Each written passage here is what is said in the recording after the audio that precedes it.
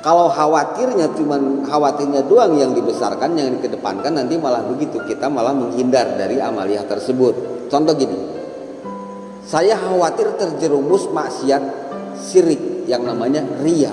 Riya itu lebih bahaya, lebih berat daripada berzina. Dan peluang potensi riya itu ketika kita berbuat amal, sedekah misalnya. Apalagi sedekah di banyak orang, atau apalagi bersifat sosialisasi publik ya, santunan yatim misalnya. Karena saking takutnya terjebak maksiat yang namanya riya, lantas dia menghindari sedekah. Bukan itu yang harus dilakukan. Artinya dia bodoh. Kenapa? Meninggalkan peluang beramal baik. Jadi jangan rasa takutnya yang digedein, jalanin aja, tapi harus dijaga keikhlasannya. Harus bisa. Kalau selamanya terus khawatir dan khawatir, ya kapan kita mau ibadah dong? Karena setiap ibadah berpeluang atau berpotensi maksiat batin di dalamnya, karena bersifat ujian. Selamat dari riya misalkan belum tentu selamat dari ujub. Riyanya mampu dia kendalikan, ujub belum tentu. Karena apa? Ujub merasa bangga dengan amalnya. Itu juga merusak amal. Bukan hanya riya yang merusak amal dan berubah menjadi dosa, maksiat batin. Nah, ini yang harus dipahami loh. Jadi bukan berarti solusinya itu harus meninggalkan amal. Justru meninggalkan amal karena takut riya itu juga syirik. Paham gak? Karena masih berkaitan dengan manusia masalahnya. Takutnya itu bukan sama Allahnya gitu loh. Dia ninggalin amal karena takut riya. Riya itu berkaitan dengan sesama manusia. Ibadah ingin dipandang manusia. Ya masih gitu kehet sebenarnya. Paham gak? Jadi caranya apa? Jalanin aja amal, ya, jaga keikhlasannya. Bahkan yang lebih bagus mah setiap beramal selalu diikuti dengan doa, bukan hanya sekedar dengan syukur bahwa saya telah dianugerahi kemampuan beramal, tapi ikuti dengan doa dan pengakuan, atau pengakuan dan doa. Apa yang diakoni? Harus mengaku apa? Kita merasa jauh dari kesempurnaan dalam beramal, sehingga memohon kepada Allah untuk ditutupi dari segala kekurangan, karena Engkaulah yang maha menutupi segala kekurangan dengan kelembutan rahmat. Yang kedua, memohon ampunan dari kesalahan-kesalahan dalam beramal. Kayak tadi, untuk sulit. Yang penting ngakunya aja itu, sadar bahwa saya sulit untuk khusyuk, misalkan dalam sholat atau dalam ibadah apapun ya, sehingga memohon itu hikmahnya. Ya Allah, saya sulit, bukan berarti saya nggak berupaya. Saya sudah berupaya untuk khusyuk, tapi saya sulit. Ngaku aja udah di hadapan Allah. Ampuni ya Allah kesalahan-kesalahan saya dalam amaliyah ibadah saya. Bahkan yang lebih bagus lagi, bukan hanya mendoakan diri tadi dan saudara-saudara saya yang lain, karena nggak akan jauh berbeda.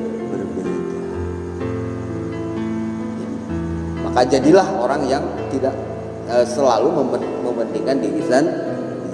Itu yang harus dipahami ya.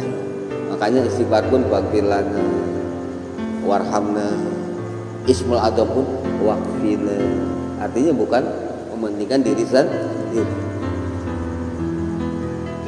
Ikuti setiap habis berbuat ibadah, sedekah, puasa, zikir, apapun itu dengan langkah-langkah yang tadi.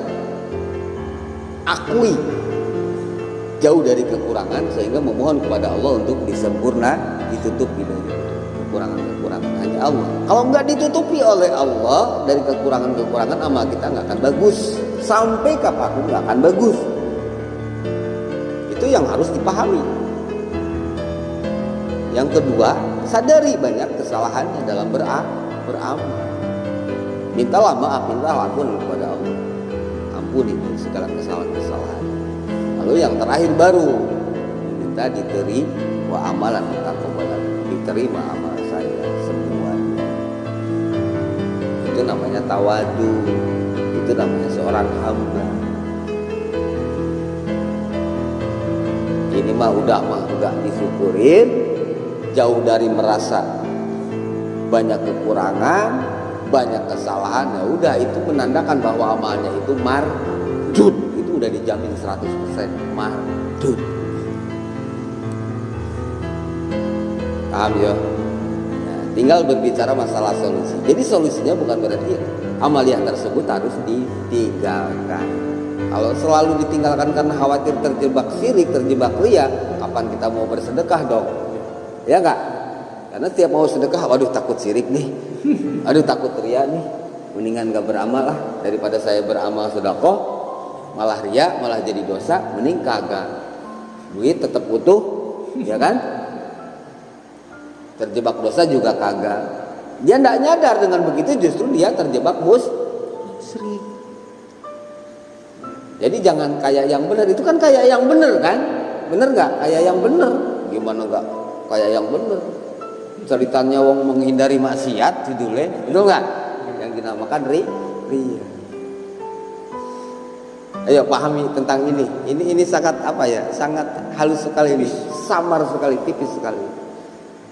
Jadi solusinya jangan malah ditinggalkan, tapi jalanin dengan penuh apa? Optimisme. Caranya piye? Ya tadi ilmunya dipakai. Jangan merasa sempurna. Yang kedua, jangan merasa tidak ada kesalahan. Akui. Yang paling bagus itu seorang hamba mengakui bahwa dia jauh dari kesempurnaan. Daripada merasa merasa udah bagus. Itu hadirin yang harus dipahami ya. Merasa nggak ada kekurangan, sehingga nggak butuh rahmat Allah untuk menutupi kekurangannya. Ini kan sombong kan? Bener nggak? Padahal kita adalah hamba yang senantiasa butuh pertolongan Allah, butuh rahmatnya Allah dalam segala hal apapun, termasuk dalam urusan amal ibadah. Itu yang perlu dicatat. Jadi sekali lagi, jangan malah ditinggalkan amaliyah, karena itu suatu kebodohan.